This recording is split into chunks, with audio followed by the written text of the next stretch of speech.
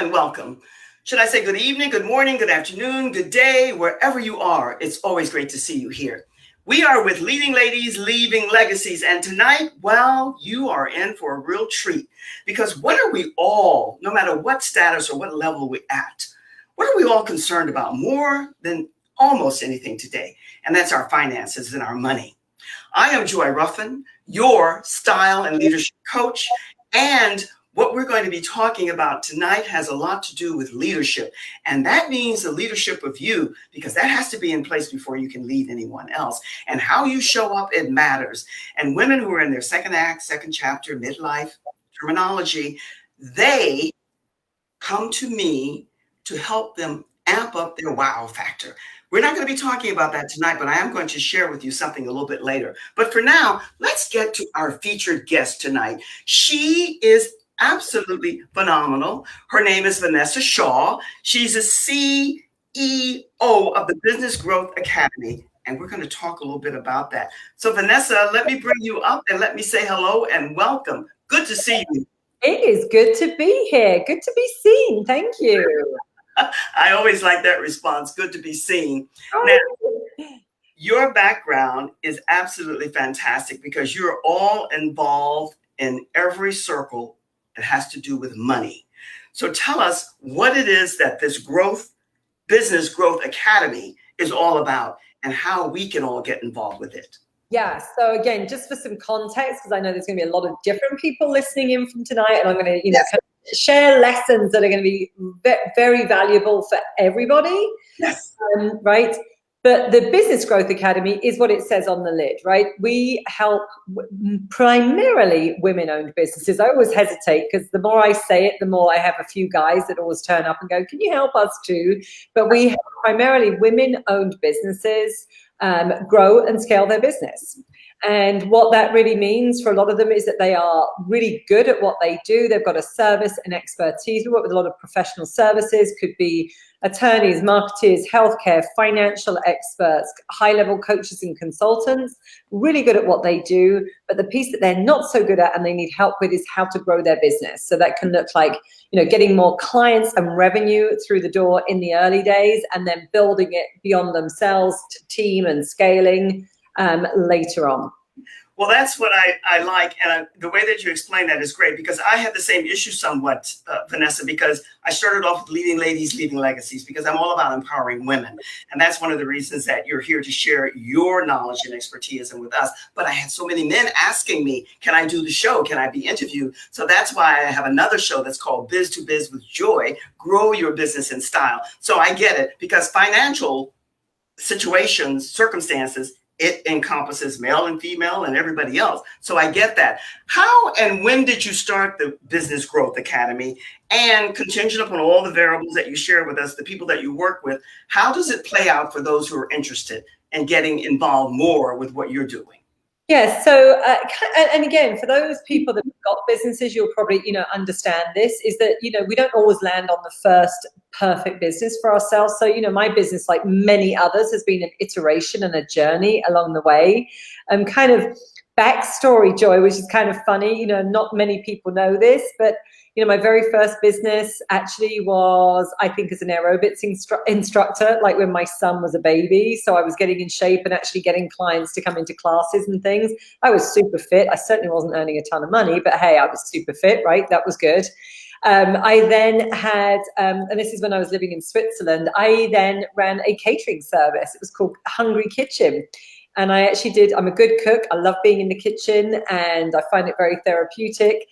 Truth is, the business took off actually rapidly and it wasn't what I wanted to do. I probably ran it for about 18 months or so and realized that it wasn't the business that I wanted to run because it's a lot of the social hours typically when I want to be with family was when I was out working, and it's a lot of hard work. It's just a lot of schlepping and shopping and chopping and cooking, and I was like, that's not the business for me. And then I landed on my coaching business. Yeah. And so that's now, if we look back, right, and that was about 17 years ago, must be 17 years ago. It was around my dates right, 2005. I always do this in relation to my kids' ages. So my daughter she was about 3 or 4 when I kind of started my own business. And again, I think really, really important backstory to that is I was a stay-at-home mum prior to that. I didn't have some big corporate career. My journey was staying at home, putting together a beautiful home, supporting my husband in a global career. And, I really loved my time at home with the kids. And then I knew that I needed something more, and was looking to retrain. Let me stop you right there because I love the way you're sharing your background, your story. We all love stories. Stories are always good. But yet we are going to concentrate, and I heard all of the different people and the services and businesses that you work with, but here we're going to concentrate on women. So I want to get to some of the bullet points that I want to share with the audience, whether they're here now or they come for the replay. What are the top 2 challenges that most women come to you with and are paramount in how they get on top and in charge and manage their financial situation in the best way? So give us 2 of the top challenges that you find women come to you to have you uncover for them. Yeah, so I would say they don't come to me, and I want to be like crystal clear that they don't come to me with these challenges, but these are the challenges that exist that they probably don't realize for themselves, and that's very important. I think the first thing is it's not okay. Like in society, it's really not okay for women to be ambitious. That's actually quite frowned upon, even in female circles. I remember when I was branching out and wanting to do things that were differently, I was up against a lot of judgment, criticism, and, really wanted to kind of keep my ambition and my desires under wraps. And in fact, what that really leads to for a lot of women is that we find ourselves in a place that we actually have to justify what we want, because there are societal kind of expectations. And again, depending on the different stages we're at in life, there's a lot of societal expectations on what we should be doing, who we should be, right? So a lot of us keep that kind of ambition under wraps. And so by the time I'm working with women, I sometimes have to really dig it out of them. Like, what is it you really want? Like, tell me those things that kind of like the secret desires that you've been, toying with some ideas, because I always know that there's something in there. And yet many times women, yes, we can get them on the table, and then they feel like they've got to justify them through the lens of, well, the reason I want to do this is for my family, or I want to provide a better future for my kids, or I want to do these other things. And again, it's always got this justification, and that is a challenge for women. I find that fascinating beyond, Vanessa, because even today, at this time, with things changing so much for us as females, there's still that old standard. And let's face it, it's still a male-dominated world. And yet we adore our men. We have nothing. We absolutely embrace and cherish them. But yet there are many of us, you, myself, and zillions of others, millions of others, who are all about changing that dynamic. And so what you're saying is that you have to probe and dig and uncover to bring to the surface what's lying dormant there, so that you can get them to the true essence of what financial security means for them and why it's important for them. Yeah, and in our case, it's not even financial. Financial security is kind of an end result, right? It's a byproduct of what we do. Because again, in my world, it's women that are growing businesses.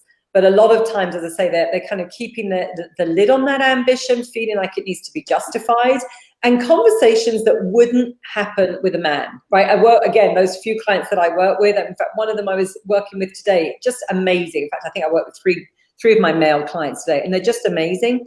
The conversations are different, right? They claim what they want, and they don't apologize for it. They don't. Let's probe into that. Because we are in a time where I don't assume, and neither do you, we don't take anything for granted. I don't assume that anybody out there in the audience now, or those who will come later, are getting the real underbelly of what you're saying. What we want to hear from you is, what have you discovered, uncovered, that are 2 or 3 of the main reasons that we as women have such a difficult time with the discovery and the embracing of our own financial everything? Yeah. What are those things? So again, if we uncover ambition, right, it's going to be the starting place. I actually call it desire. So that's a great, what do we really want? That's amazing energy for women, and we have to tap into that, and we have to trust it.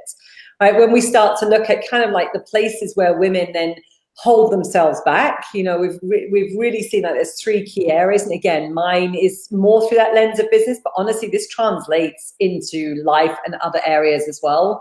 Undervaluing ourselves. I would say that's one of the big ones is, again, we can tend to apologize. We can tend to second guess, self-doubt, right? These are a lot of those conversations that are going on inside the heads of women. Again, kudos to those women that aren't experiencing that, because you probably either had a very different upbringing and a different experience, or you've done a lot of work on yourself.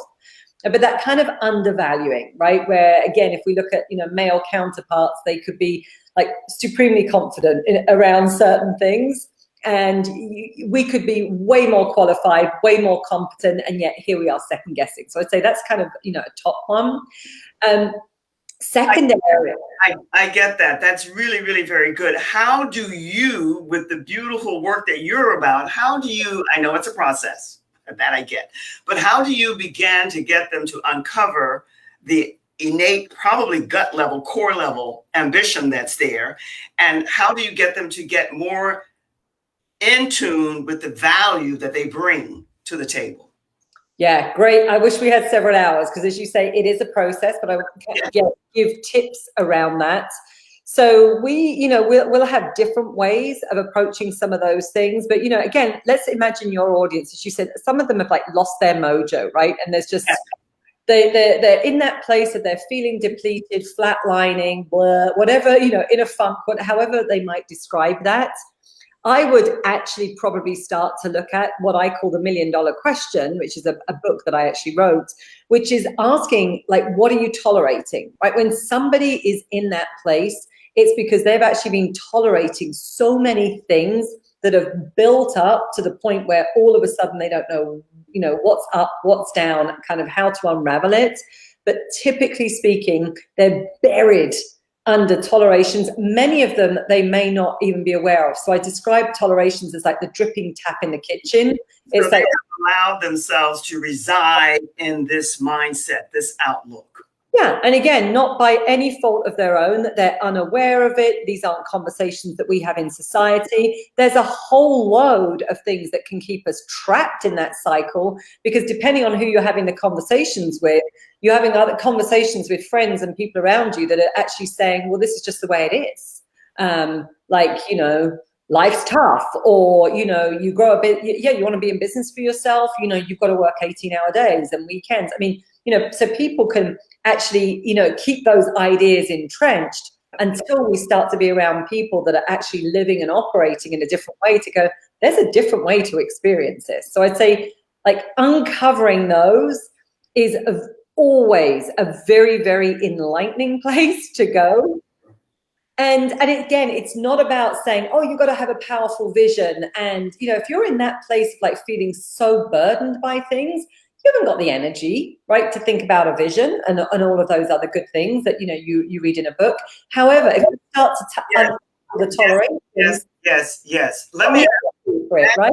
That said, how and what differences are you finding in the past year or so, as opposed to when you started 17 plus years ago? What differences are you finding in the women who come to you now? Because these are the ones that we're going to talk about as opposed to the men. Yep. Have you seen or have you witnessed any underlying difference that's more impactful for them as they move forward? So for sure, with COVID right now, I mean, a lot of the women that we're working with, again, they're severely impacted. They're working from home. Perhaps previously they had their, business office, and, they could be homeschooling kids. I've got several clients in the recent, last few weeks whose husbands were laid off. And all of a sudden, there they are, the business owner, that they're becoming breadwinner, and they're juggling homeschooling kids, and they've probably got, elderly parents, or, again, these are a lot of these conversations that we're having, parents with COVID, parents that are in assisted living. So women have traditionally always taken on those roles. Yep. Right, caring. And then in my particular world, and again, frankly, if you're a professional as well, it's the same thing. It's like layers and layers of things now that you can be carrying. And so, I think women are incredibly resourceful, incredibly resilient. Yes, absolutely. And there's a limit, right? There's a limit. And I think that that's that place that we have to be really mindful of, is not stepping into kind of Wonder Woman and thinking that we've got to do everything, thinking that we've got to do everything by ourselves, and really looking at, you know, how can we collaborate more? How can we get better at asking for help?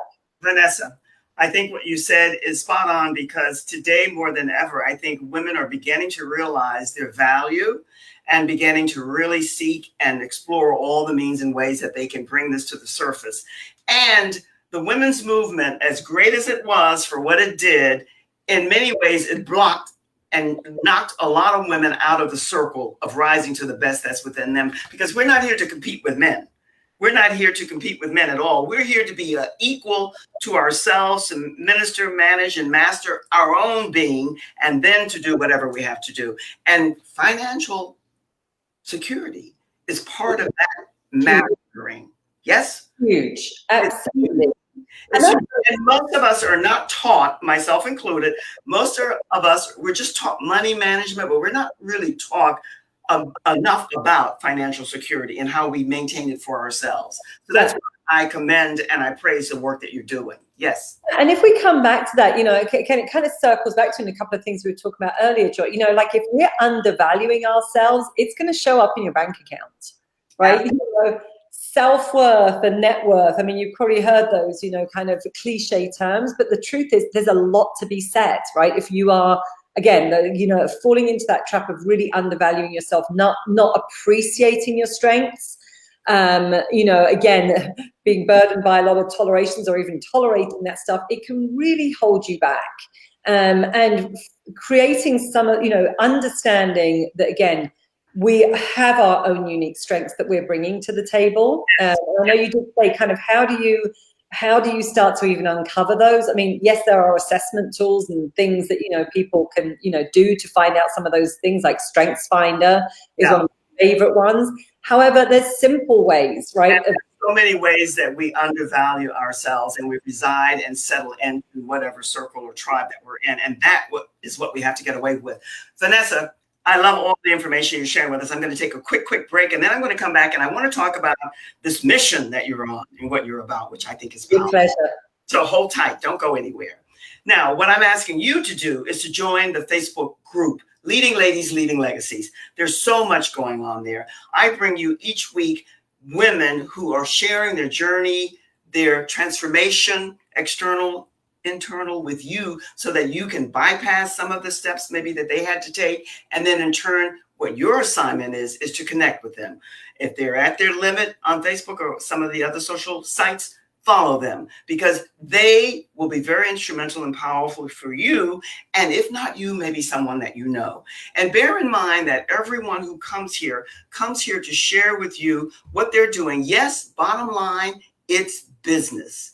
And business is what you're about. If you're a female entrepreneurial person, regardless to the business, product or service, you need to be more in tune and in touch with what Vanessa is offering us tonight. So Vanessa, what I want to do now is ask you, oh, and by the way, I forgot to mention, put in the word style, S-T-Y-L-E, and you will be delivered your free brochure, a booklet, S-T-Y-L-E. Just put that in the comments.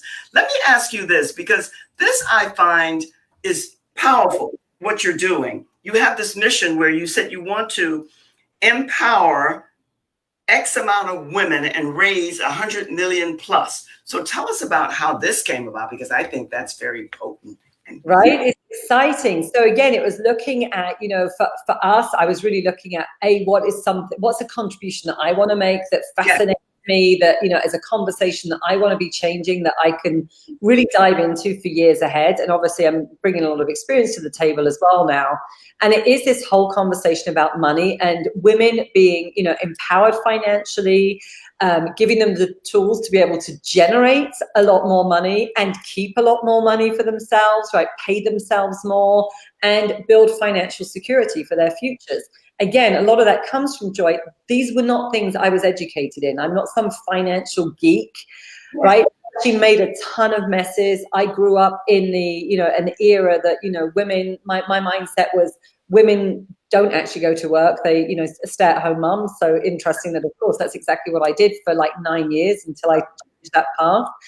And, you know, I grew up in the mindset that, you know, the men were the ones that provided, you know, and if I was to earn any money, it was supplemental income, and kind of men managed all of that stuff. Yes. Yes. And I realized for myself that, you know, I was struggling with it. And then as I became more open about my challenges of growing a business and managing it and leading it, like over the years, again, women have come forwards. And the truth is that when women are empowered financially, the world simply is a better place. We are more generous. We're more philanthropic. We give back. Absolutely. We're more heart-centered. That's the favorite key buzzword now. We're much more heart-centered. But Vanessa, your upbringing, my upbringing, whether the years between are irrelevant, most, not all, but most, the majority of women are brought up with not the understanding and the appreciation and the value of understanding money management and everything that that entails. So you don't stand alone. Many of us get what you're doing and applaud what you're doing and commend you because it's needed. And I myself put myself, now you deal with women and business and companies, predominantly, let's talk about individuals who are at 7 figures and over. I'm not there. Ours are not 7 figures over. So most of ours are, they're past their first 6 figures. 6 figures. So it's important because there's only 2% of women ever go over $1 million, but there's only 12% of women that go over 6 figures in revenue in a business, which of course in a business does not mean a 6-figure salary. Only 12%.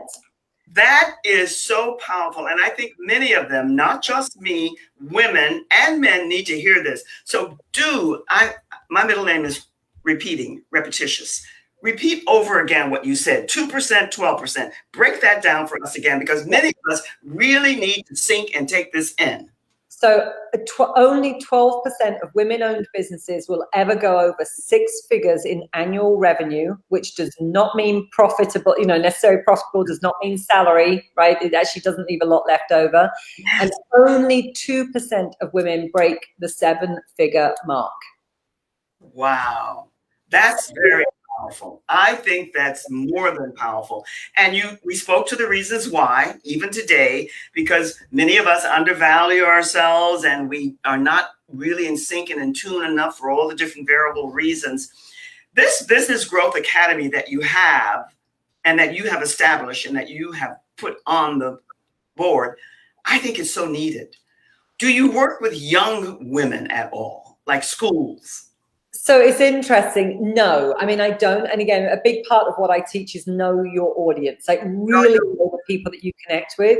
Yes. So I have a young daughter, and young daughter, she's frankly, a young woman in the world. She'll be turning 20 in about 6 weeks' time. An incredible young lady. I love hanging out with her and her friends, and we will have types of conversations. But my business owners tend to be, and interestingly enough, they actually are getting younger now, but mine tend to be, still 35 to 55, I would say is the main demographic. Right. And of course, there's always a little bit either side of that. But again, they're coming because they've reached a level where they know they need some help. They want to scale up. They want that expertise.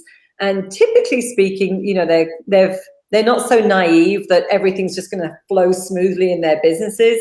And I would say the large majority of the women that we speak to, with the exception of bookkeepers and accountants and like CFOs, don't understand their numbers and the money side of the business. So that is a big stumbling block. And it was a big stumbling block for me as well. So I had a whole set of stories around that. And again, which is why I'm so passionate about helping women with that aspect of their business. I love that passion. I get that passion. Passion is always good no matter where you find it. Here is a question, and it's not so much a question, it's more like a statement, because I find that today, especially with this, you and I are in this box right here and now. Technology is taking over, and it is like the Wild Wild West was.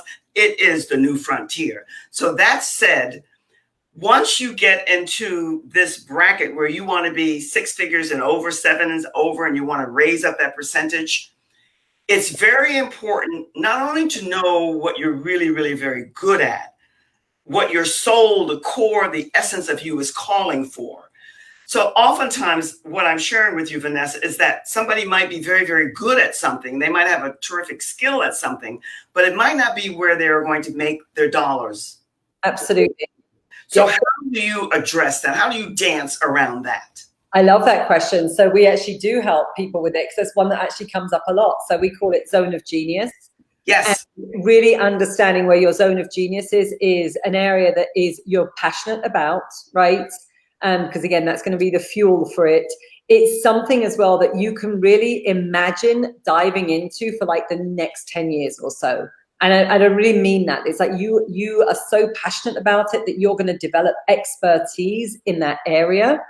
It is something that is needed by your target audience, right? Needed and desired. It has to be. And it is something that will generate money, right? Generate revenue for your business. When all of those things come together, right, and you're acting in your zone of genius, like that's when everything takes off. It's like everything becomes so much easier for you. Business, I mean, we're speaking today with many of our business owners, and I mean, they're like, businesses have just gone crazy. I did an interview with one recently, 10 times her business over an 18-month period. And it's all about like dialing in those different areas. And I would say, to your point, we can be good at something, but the key is like, does it really energize me, right? If it leaves you feeling flat, it is not your zone of genius. Whereas, I hope people can hear, like, this is a subject, probably my third presentation today. I can talk about this all day long, right? I've been developing this for years. I will develop it for years. You have hit the nail on the head, because everybody has their own terminology, and that's how it ought to be.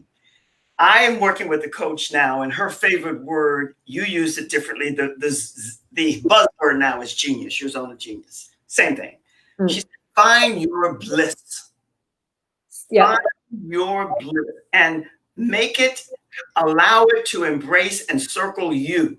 And the people who will come to you will have that same type of vibe and will want to be more or less about what you're about, because you can't service everyone. You absolutely can't. Absolutely can't. And you can't be good at everything either, right? So a big part of it is, as we grow, we've got to know what we're not good at, what doesn't light us up, what do we no longer want to be doing. Exactly. You have to know your strengths as well as your weaknesses. And oftentimes people focus too much on their strengths and don't focus enough on their weaknesses to know that they have to get people who are stronger in that area to help them to get to where they want to go. So that said, who are the people that help you the most to get to your bliss, to get into your zone of genius? You did it yourself. We know that. You've expressed that.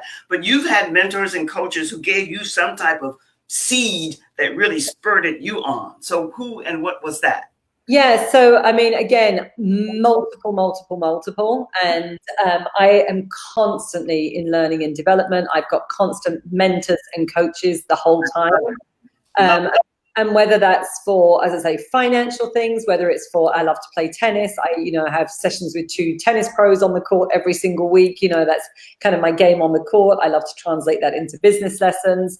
And then I have, several different mentors that are running, considerably bigger businesses than mine, who will mentor me, right, in terms of new strategies or priorities and things that I need to be working on. So I totally believe in, I've got to, constantly keep myself sharp and expanding my own mindset, because otherwise clients outgrow us, right? And, Vanessa, I love that. You know why? Because terminology, again, but people use different verbiage. I say that you're always learning. I'm a perennial student.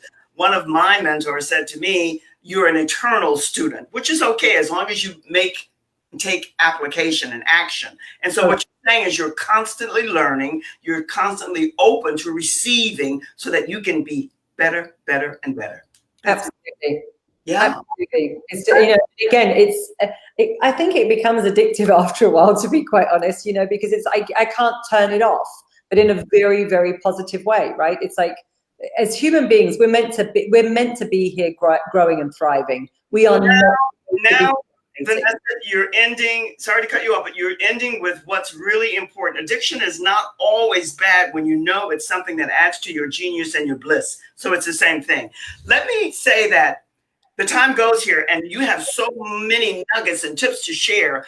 We couldn't cover them all, but I hope we gave enough out that those who are interested will connect with you. But what are some words of wisdom that you would like to leave us with as we say so long for now? Simply for now. Really tap it, like spend time tapping into, what do you want? What do you secretly desire? What are you secretly wishing would be different? What, in those secret thoughts of yours, where does your mind go? And start to trust that. Again, chase those recurring thoughts, because they are probably an indication of a path to start going down, and actually start trusting that. Oh, I love that. That is fantastic. I praise you for that, because that's the first time I've heard it expressed that way, but it resonated to the marrow of my bone. Thank you, Vanessa. I appreciate it. Into the green room, and I'll be with you in just a second. Thank you, thank you, thank you. Thank you. Oh, I tell you. Listen, the way that she ended that, I don't think there could be a better ending for this type of show. And may I say that it's always good to be with you. You're always welcome here. It's always good to see you here. We are in a very trying and somewhat difficult time, and yet we're all making the best of it. So we have to wear the mask. We have to be about making sure that we're at the right distance from people. And yet, ultimately, when things open up again, people say it's going to be the new normal. Maybe it will be, who knows?